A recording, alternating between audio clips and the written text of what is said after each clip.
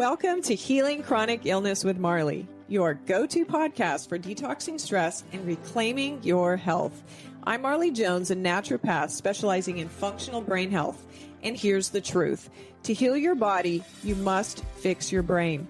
Chronic stress fuels illness, but stress resilience unlocks true healing and an optimal life. Join me for practical brain and body healing strategies. Sometimes I'm solo, sometimes I have expert guests with cutting-edge treatments and natural solutions just for you. No matter where you are in your healing journey, you'll find real hope, actionable tools, and the support you need. Healing is possible, my friends. You're not alone. Let's get started. Hello, my dear friends. Thank you so much for joining Healing Chronic Illness with Marley podcast, where we learn some practical things that we can apply to our lives to detox stress and build stress resilience. I want to talk about what happens when your brain just won't let go, or that you've got doom loops and ruminating thoughts. We want to talk about how you can feel, file, and heal what your mind keeps replaying. If you've ever noticed that your mind plays that same conversation over and over and over again, you might remember what someone said to you or what someone did. You imagine what you should have said or what you should have done, and you just can't let it go. And you live in that space. You might have just analysis paralysis over everything. You question your response. You question their facial expressions. And you might be doing that in almost like a paranoid way with the people around you because you're in a hypervigilant mode, okay? You rehearse things over and over again, whether it's an outcome of an event you have coming up, and you put yourself into a place of overwhelm by over-predicting and over-analyzing. Again, analysis paralysis. You might even be telling yourself that you need to let it go, but your brain keeps bringing it back to your awareness. Sometimes this happens because a problem still needs to be solved, but sometimes the brain is not looking for another explanation. What it's looking for is a way to close that loop. It's looking for completion. Some thoughts are not asking for more thoughts. They're asking to be felt, understood, put into a context, and then finally filed away as something that happened in the past that is part of your story. And it's not something that's still happening now, even though it's affecting you.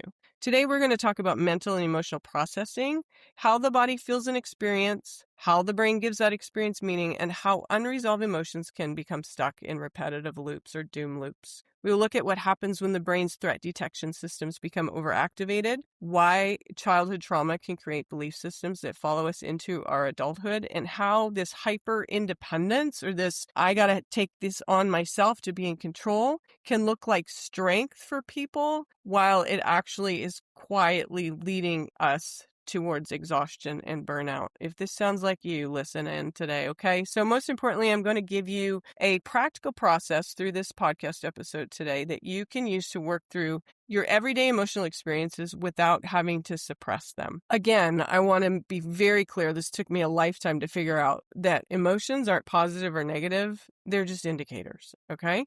We don't want to become so consumed by emotions and these overwhelming thoughts that we constantly circulate and think about them.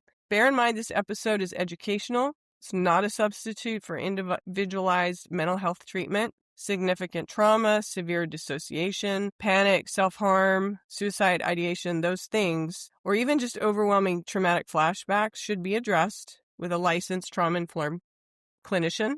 It's really important that you have all the tools in your toolbox. Processing does not mean forcing yourself to relive something that your nervous system is not prepared to revisit. So I'm always particular in letting people know that certain therapies might overwhelm the stress response even more. So be gentle with yourself. Healing takes grit and grace. So if your limbic system is on shutdown and you're forcing your way in, be mindful that maybe you don't have enough energy for that right now. So let's start with this. I want you to know that processing is not the same as overthinking. That may seem like the same thing to you, but it's not. There's a very important distinction. Rumination, which means, over and over and over again, thinking those thoughts, and processing might look similar because they both involve thinking about an experience, but they move in two entirely different directions. Rumination circles around the event. Why did this happen? Why am I like this? What if it happens again? How could they do that to me? What is wrong with me? That's rumination, okay? Processing moves instead through the experience. It doesn't circle around the event, it moves through the experience. You can be able to mindfully and be self-aware to ask these questions. What happened? What did I feel? What did my body do? What meaning did I assign to this event or this experience? And is that meaning completely accurate today or still? What did I need then in that moment when that trauma happened? What do I need now? What action, what boundary, what conversation, or what truth would help me bring this experience to close that loop so that it can be a completed experience and then filed away? Rumination, on the other hand, repeats the alarm over and over and over again. Processing listens to the alarm.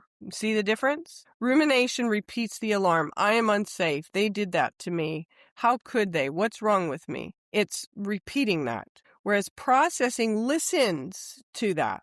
You're not going to self-sabotage and just ignore your central nervous system and your brain trying to protect you and move away from discomfort. You're going to say, I hear you, I see you, I'm listening, because processing allows you to listen to that alarm. It investigates it, and it helps the brain determine whether the emergency is actually accurate or perceived. Is the threat still happening? Is it old news? Is it still occurring? Now, it probably isn't, but your brain and your body believe it is. When we talk about the brain filing an experience, I'm just using a metaphor. Memories are not stored in neat little folders in one location. They're represented across interconnected brain systems involving how you experience life, your sensations, your emotions, the language you assign to it, the context that you experience it in, as well as personal meaning that you assign to that experience. A well-integrated memory carries a sense of time that this happened then, okay? Whereas an unprocessed or trauma-linked memory may be triggered as though it's still happening now. Even though you know cognitively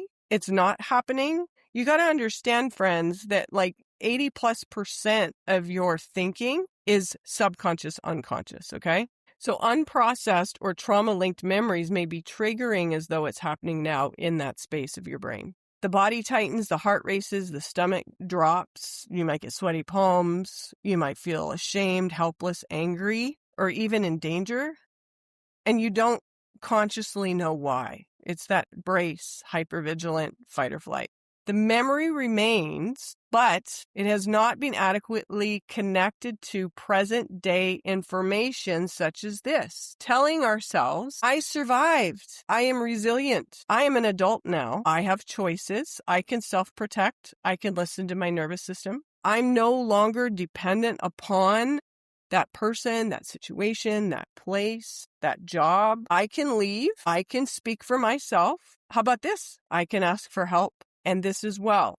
I know more now than I knew then. You've heard me say this before, that some of us need to go back to our 4-year-old or whatever age it is self and forgive that inner child, forgive that child. I say inner child because we still carry that with us, for not protecting yourself. But how could you when you were a 4-year-old, vulnerable, abandoned, left alone person that didn't have support, didn't have an adult to co-regulate with? Forgive that person. You were doing the best you could with what you had and what you knew at the time. So you know more now than you knew then. The goal of healing is not necessarily to erase the memory, friends. It is a chance or an opportunity to change or address it from a present emergency, filing it away, to a past experience. Resolve, resilience, those things, those challenges, those traumas that have happened to us. We're survivors, my friends. We don't have to get stuck there. We want to, again, build this concept that we can embody, that we have a confidence system and not a shot nervous system. Let's talk about when the emotional brain changes the meaning of the information. People often hear that trauma causes survival brain activation or limbic impairment, and that part of the brain takes over while the logical brain goes offline. It's a very useful teaching metaphor. I use it all the time, although it's a little bit more complex in the neuroscience world.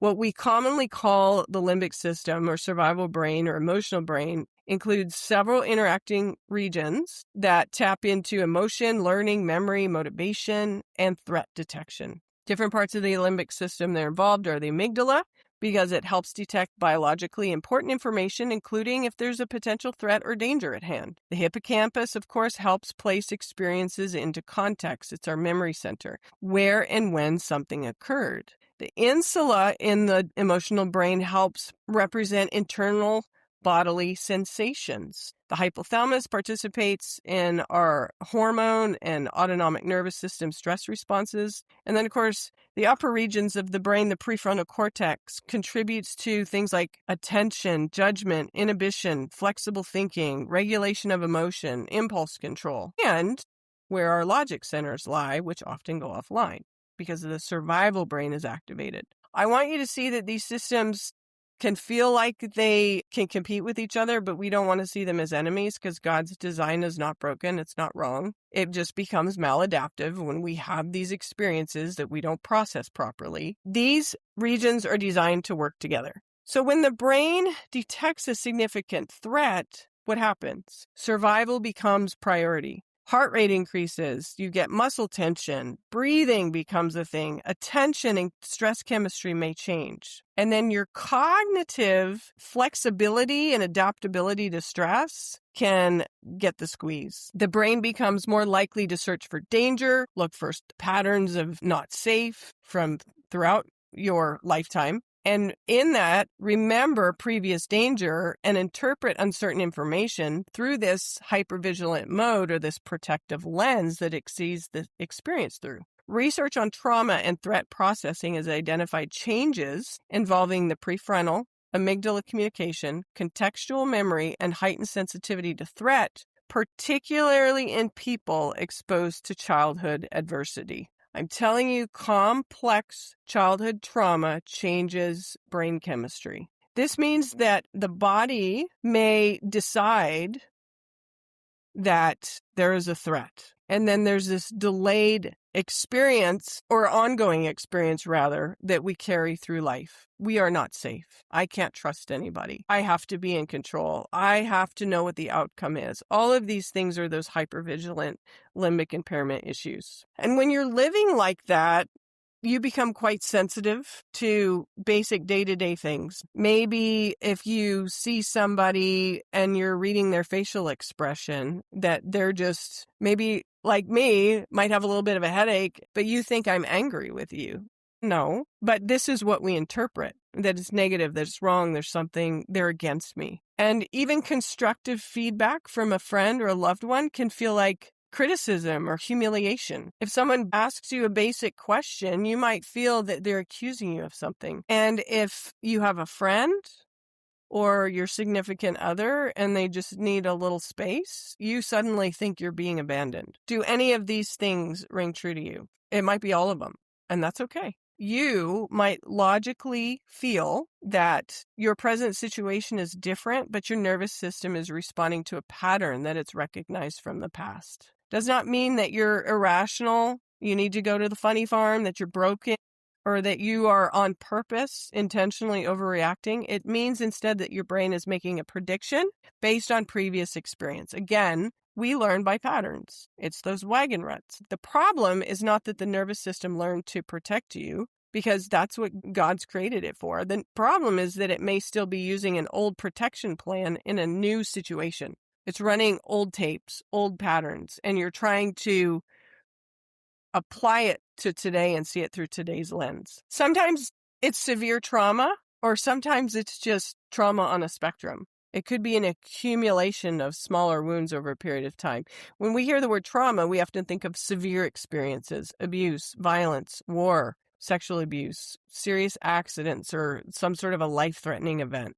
Those experiences are obviously traumatic, but a child's nervous system can also be shaped through long experience, perceive things repeatedly over a period of time. It could be that you had a perfectionism parent you felt like you were the victim of chronic criticism. Maybe there was some emotional neglect because you had a parent, hurt people hurt people. Maybe you dealt with humiliation or just unpredictability in your home. Maybe you had to be the parent. Maybe you've got codependent issues. That was me. Maybe there has been a level of bullying within your siblings. Maybe you had conditional affection. You didn't have a parent that loved you unconditionally. It was based on your performance. Maybe there was just frequent conflict and you didn't feel like you were ever heard. Maybe you had feelings that were dismissed. I can relate to every single one of those things that I've listed, and I'm sure that you can as well. Microtrauma is commonly used to describe these smaller but repeated relational wounds, although it's not a formal diagnostic term. Not every disappointment or painful childhood experience becomes a trauma, but the impact depends on the child, the developmental period, and the intensity and repetition of that experience. So the availability of these safe relationships around us are very, very important. And many people, when they were developing their nervous system throughout life and childhood and adolescence, they didn't have a parent or a mentor or a coach or a teacher or a family member or a neighbor or a friend or whatever to healthfully co-regulate with. So their nervous systems never really knew what it was like to find a place of safety in another person. So what it happens, they become self-reliant. I'm the only one I can depend on. And guess what that leads to? Exhaustion. A child may not even consciously think, well, my parent is emotionally unavailable because they're overwhelmed, they had a childhood trauma, or they lack emotional skills. No, the child is more likely to think along these lines. I'm too much. I'm not important. My feelings create problems. I'm not allowed to be sad. I'm not allowed to get upset. My needs burden other people. My love must be earned through performance and being a good child. And if I make mistakes, I don't belong. I need to be useful and productive to be valued. I can't depend on anyone. I have to handle everything myself. Do any of these things sound like you? Do you think along these lines? These conclusions are not usually formed as carefully considered philosophies. They just become these emotional survival beliefs. And you kind of make more sense of them as you become an adult looking back, right? A child will often sacrifice their true authenticity, how they're feeling, how they think, in order to preserve attachment. If you're expressing sadness, anger, fear, or your need threatens connection with a caregiver, the child often learns to disconnect from their own feelings and they self-sabotage their own nervous system. The child adapts by becoming compliant, invisible, entertaining, high-achieving, emotionally numb, perfectionistic, and exceptionally self-sufficient. And these adaptations are often praised within the family. You're so mature.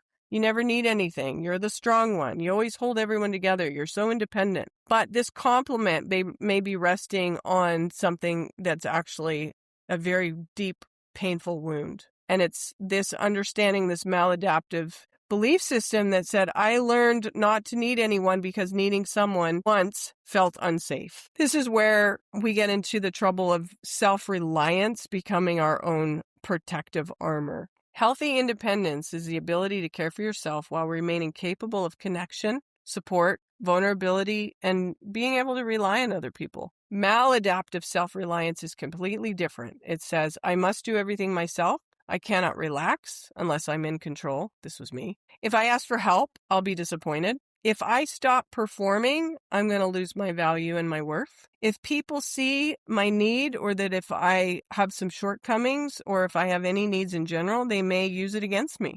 This sometimes is called hyperindependence. It can describe a pattern in which self-reliance is driven less by freedom and more by fear. Hyperindependence may produce an extremely capable adult. That person may be exceptional at building businesses, caring for families, solving crises, anticipating everyone's needs, and appearing remarkably resilient.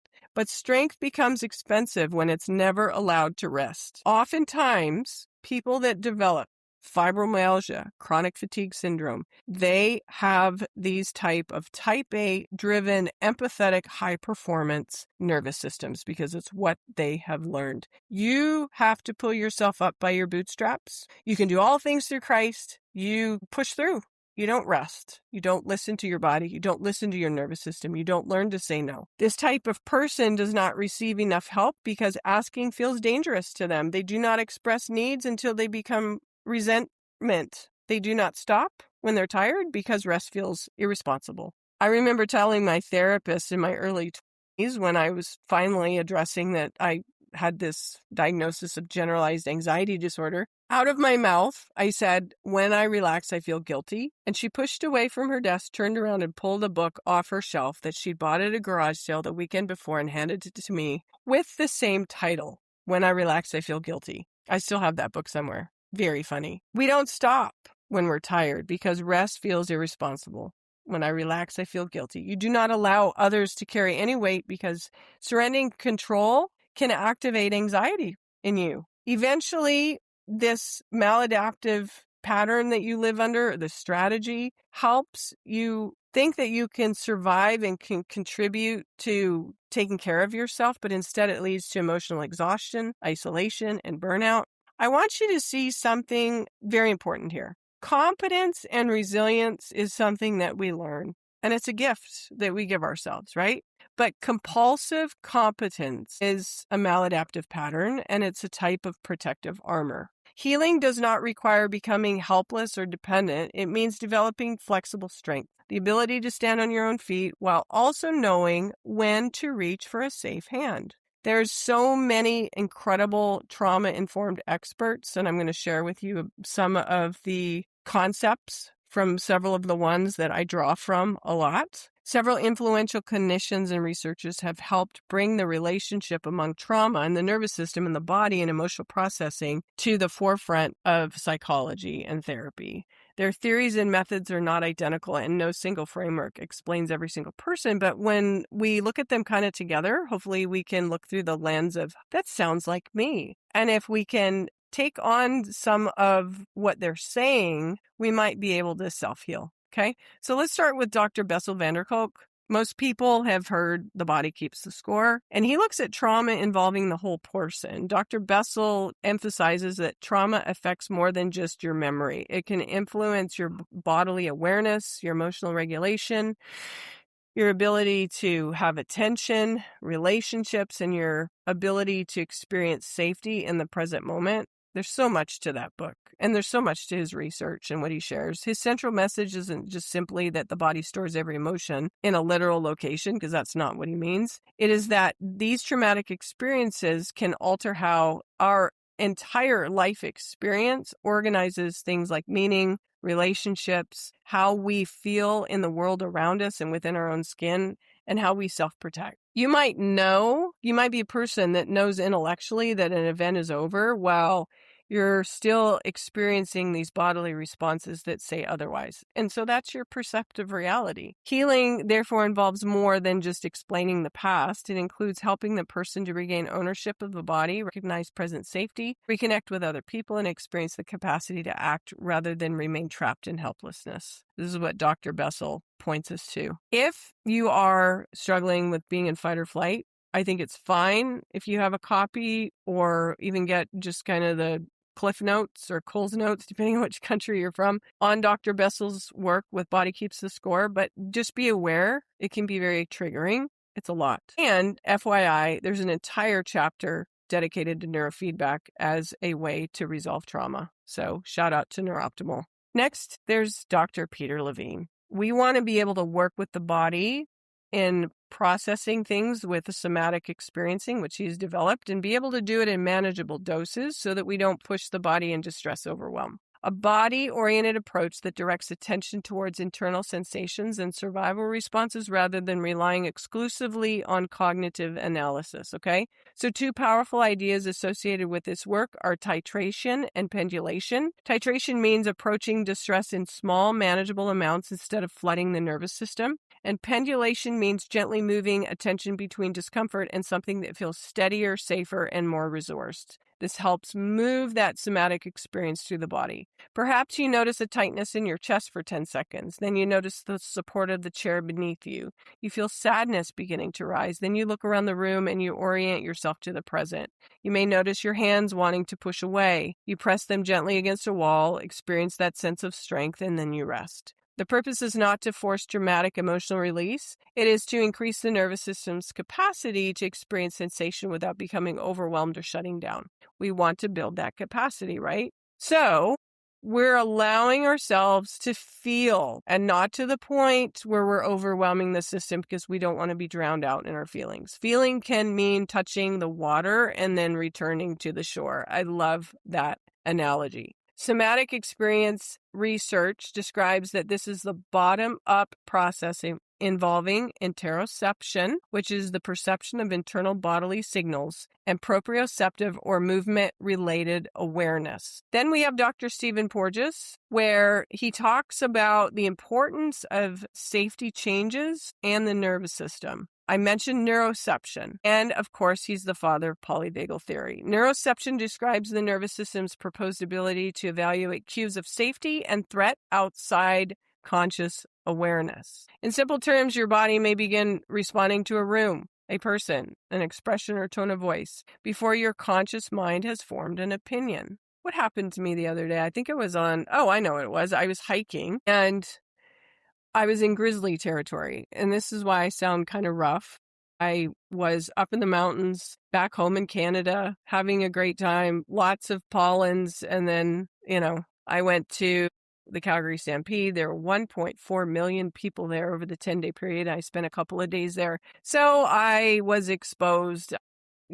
This is coming from somebody who had no immune system and was in and out of bed or on the couch for 20 years. So now that I'm living my best life hiking mountains where grizzly bears are and around the 1.4 million people and all the germs and stress of traveling, I'm resilient, I'm strong, I'm not sick in bed.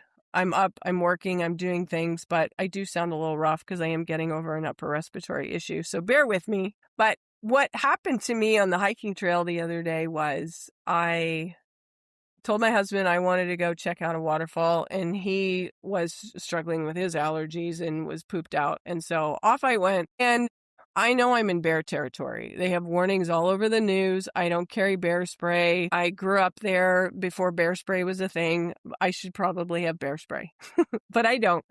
So I was going up a trail, and I wanted, if you see a waterfall, you kind of want to get to the upper falls, and then you want to see like what's beyond that. So I went a little further than I thought I would, and I went further than I told my husband I was going to go. And in my mind, I'm like, I'm in bear country. And out of the corner of my eye, this big black furry animal came running towards me. And what happened? My survival brain kicked in. Instantly, my blood pressure shot up. All the blood went to my arms and legs, and my heart started beating like crazy. And it was a black lab, but I didn't know the difference between a black lab coming at me or a black bear because my logical mind and my visual didn't compute that in the moment. So it took me a minute to regulate and go back to normal. But it was just so funny because if you can really realize about the central nervous system and the proprioceptive nervous system, all that stuff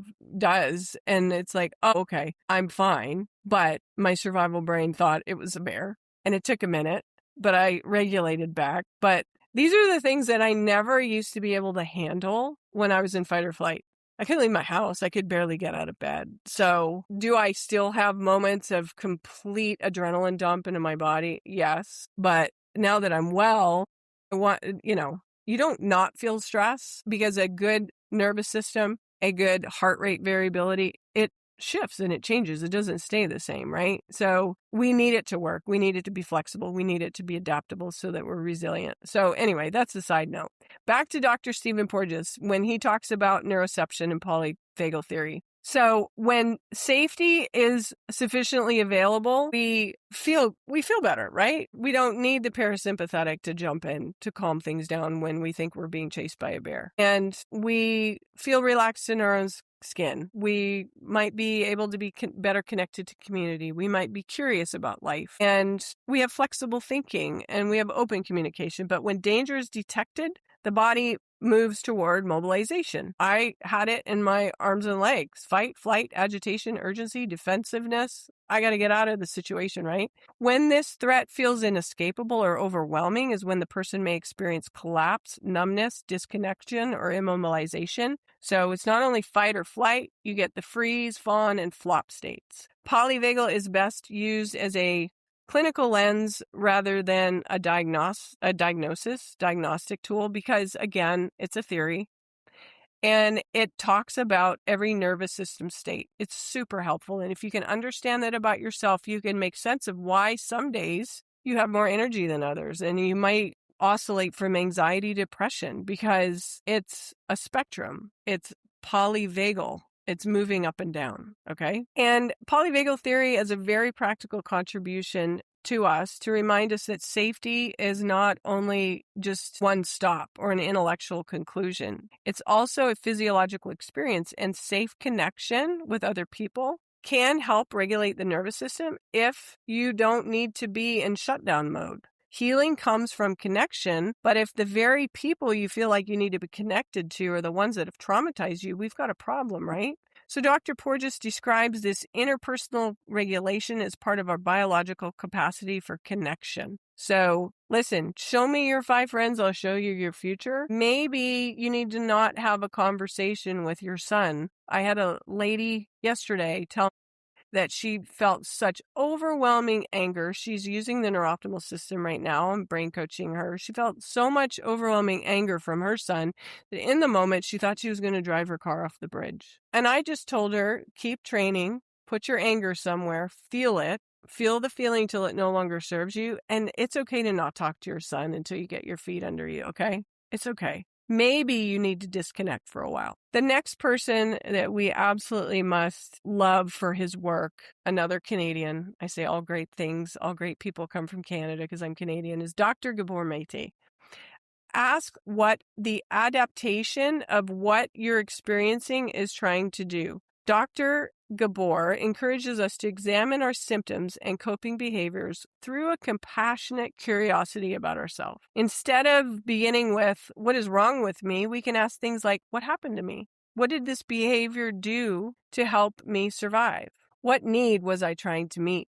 What pain was I trying not to feel? This does not mean that every illness or harmful behavior is caused by trauma, nor does understanding the origin of behavior remove personal responsibility. That's key, of course, but it does mean that shame is rarely the best starting point for change. A pattern may be unhealthy now while it's still having made sense when it was created. So we got to look back and go, okay, how do we interrupt those cortical patterns and rewire better, healthier ones? We might be in that rigid maladaptive state where we're in self-protect mode and we have to have things perfect because that's how we feel protected. Or we might feel emotionally numb because if we can disconnect, then we can avoid and we can dial back on the overwhelm. We might have issues with people pleasing because if we do, we will reduce conflict, but at what cost? Because you're self-sabotaging your own nervous system and you're not living within your own healthy protective boundaries. You might have this hyper independence that you can't count on anybody because all you've ever had is disappointment, and it becomes this protective armor that I mentioned earlier. You might be a human doing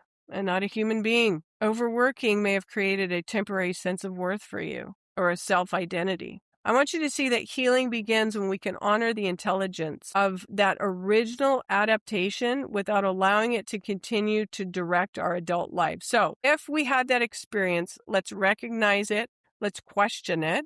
And I'm going to give you some practical things in the podcast notes on the FILE way that you can address these things so that we can move it through the body and file it away. Dr. Mate's work particularly explores childhood development, attachment theories, emotional suppression, stress, addiction, and the influence that culture has upon our health and our healing. I will also give you some reading materials with all of these exceptional researchers that have helped so many people heal from trauma.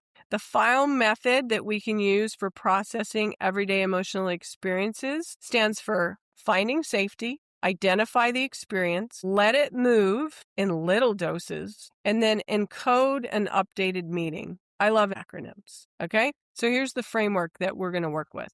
Just so you know, this isn't a substitute for trauma therapy, and it's not an invitation to revisit severe traumatic memories alone. It is a method for working with the everyday experiences your mind keeps replaying. Painful interactions, rejections, criticisms, conflict, disappointment, embarrassment, unresolved emotions. This is the FILE method. Let's get started.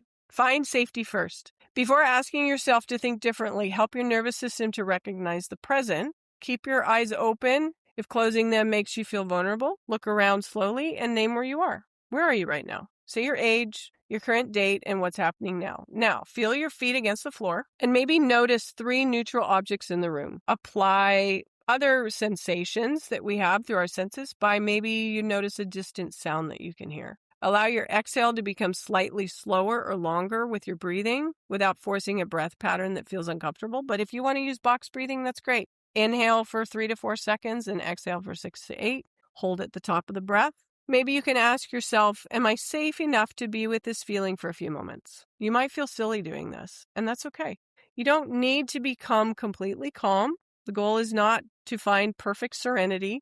The goal is enough stability that we can encompass what we're experiencing so that we can be in the present and be curious. When we feel distressed and it gets uncomfortable, we can use these grounding strategies to help bring our attention away from a flashback or ruminating thought or whatever the emotional, overwhelming state is, and help bring us back toward this present environment. Next in the file method is I.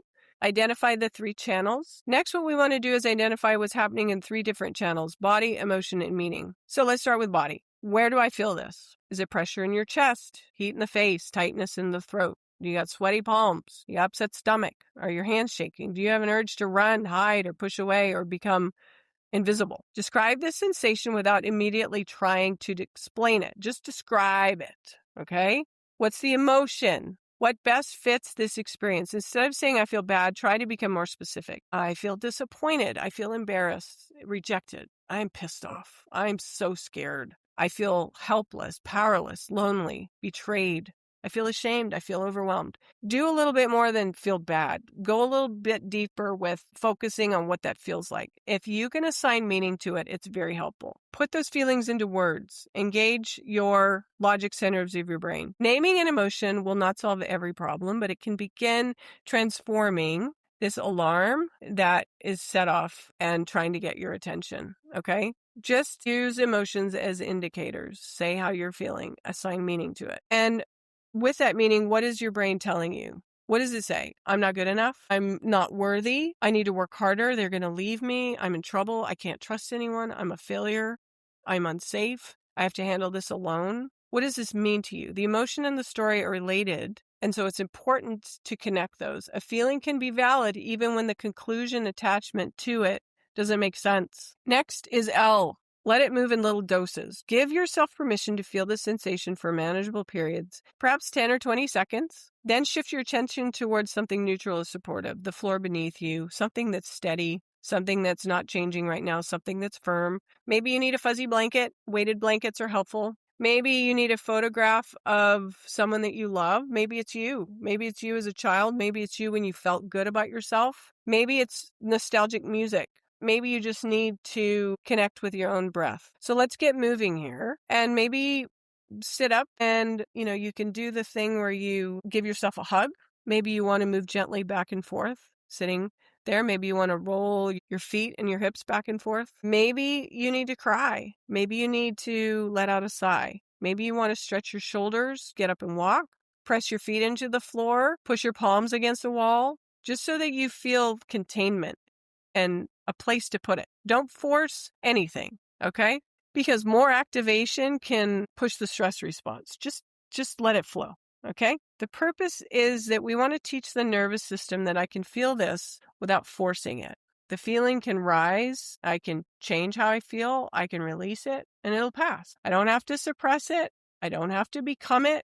If I feel anxious, it doesn't mean I have anxiety or I'm an anxious person. It's just a feeling. Emotions are experiences moving through you. They're not permanent identities and they're not always instructions. They're just indicators. Next in the file method is to encode an updated meaning. Once you're sufficiently grounded, bring in your adult brain and your present day truth. Ask yourself, what actually happened? What did I feel? What does that make me feel about myself? Is it true? Is it absolutely true? How does it make me feel? What is the opposite of that? Did the present event activate an older belief? More than likely it did. What did you need when you experienced this? And how does that relate to maybe understanding yourself when you were younger? What did you need at that time? What's different? What's true now that was not true then? What choice, boundary, conversation, or simple act of self-care is available to you today? So maybe write these things out. You can write these things, these 6 sentences. It's very helpful in this file method.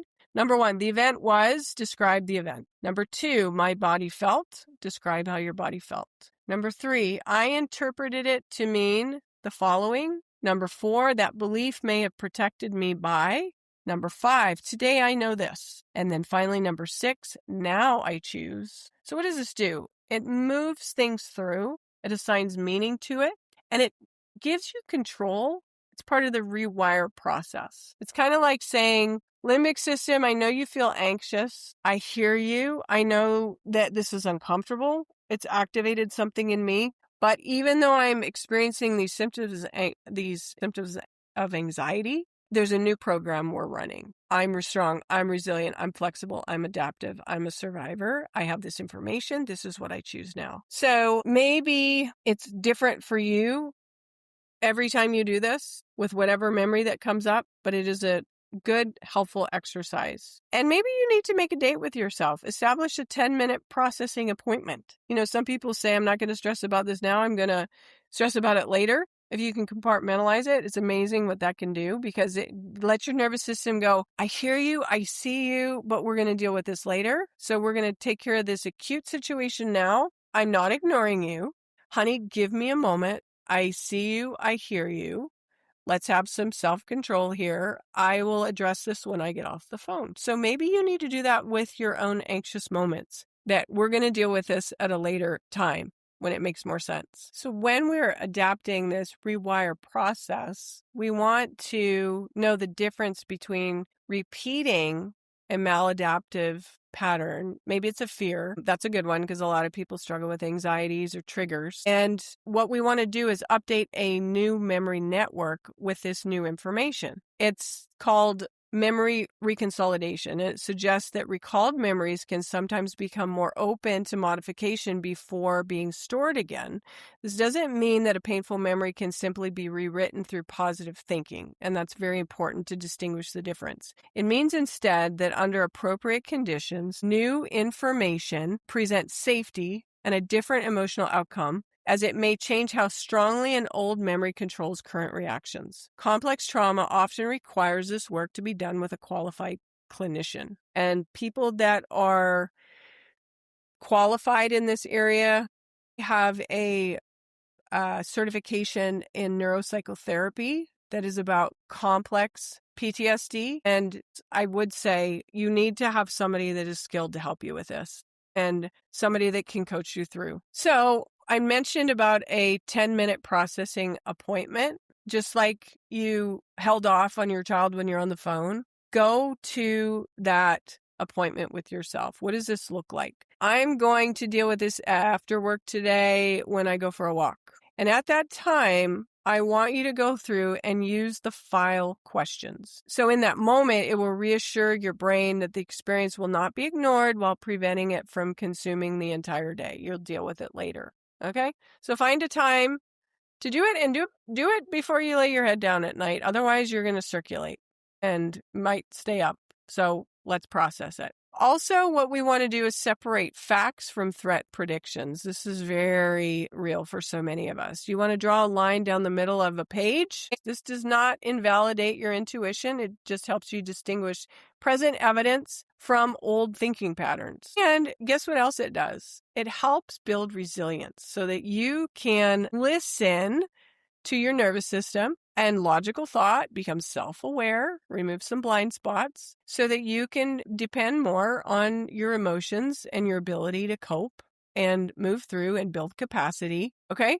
So maybe it even involves asking for a little bit of help from time to time. Maybe you need to have a friend sit with you. Maybe you need to consult with a therapist. Maybe you not need to talk to your spouse and say, I don't need you to fix this. I just need you to listen to me. This way, you're not giving up your own strength. You're instead teaching your nervous system that receiving support does not automatically lead to danger, debt, disappointment, abandonment, judgment.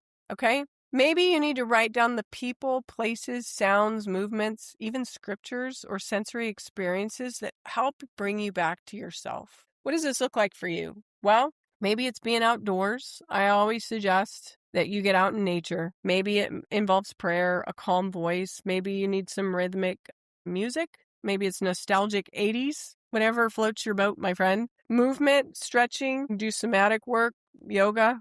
Maybe you need to go pet a horse or pet a dog or hold a cat. Maybe you just need to sit in the warm sun. Maybe you need to get under a weighted blanket. Maybe you need to call a girlfriend or just sit quietly with someone. I saw a therapy the other day that maybe what you need to do is just stand in place for 20 minutes and do nothing but stand and be with yourself. Maybe you need to complete an action. Is there something on your to-do list that's been eating at you and you need to finally finish it? Sometimes feelings often continue circulating because something remains unfinished. I know that for me, a lot of times when I've done a lot of inner work, I'll clean out a closet. No joke. It's an actual physical detox when I'm emotionally detoxing and letting things go. Maybe it's something that's finally coming to your awareness that you need to grieve. Maybe you need to set a boundary for someone. Maybe you need to clarify a misunderstanding. Maybe you need to apologize. Maybe you need to write it all down on a letter and not send it.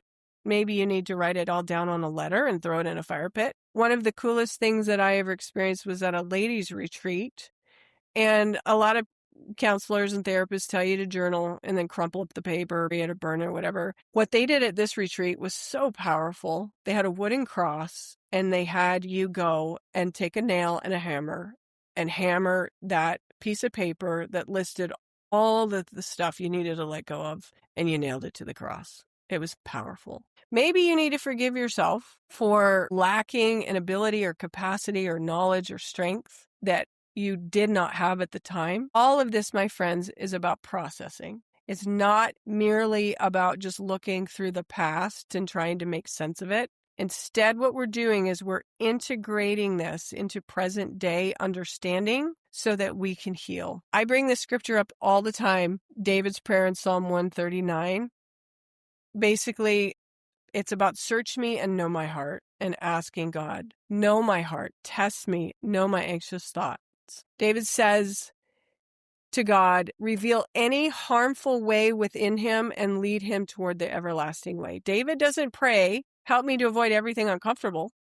He doesn't pray, help me to appear perfect. He doesn't say, Lord, let me remain unaware of anything painful inside me. No, he's saying, let's address it. And a lot of times when you pray that, you might not feel ready, but it means that you're ready when it comes to the surface. Trust the Lord. Trust the leading of the Holy Spirit in this. David asks God to search him. He asks God to be known. He invites God into those anxious places. Guys, if you need to write it out, do it. Write out Psalm 139.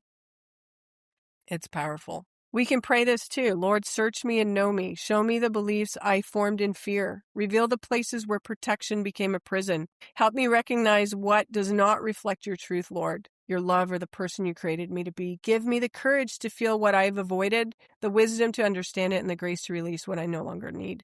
Lead me in the way that brings life and healing. Isn't that powerful? I'm going to leave that prayer in the podcast notes. Faith does not require emotional denial. The Psalms contain grief, fear, anger, confusion, loneliness, hope, and praise. David repeatedly brought the truth of his internal experience into a relationship with God. That's why when we're going through, whether it's praise or lament and sorrow, the Psalms are so good for us to connect. Maybe you don't have the capacity to be with people. Maybe you just need to read the Psalms right now. David didn't stay in every emotion. If you read through it, he's all over the place. He was a man after God's own heart. Feelings make faithful messengers, but they're poor masters. We want to acknowledge our feelings, but not be governed by them, okay? This is where faith is really important. We need to listen to them without always falling to them because, again, we've got to know if our primal brain is activated, it's moving us away from discomfort.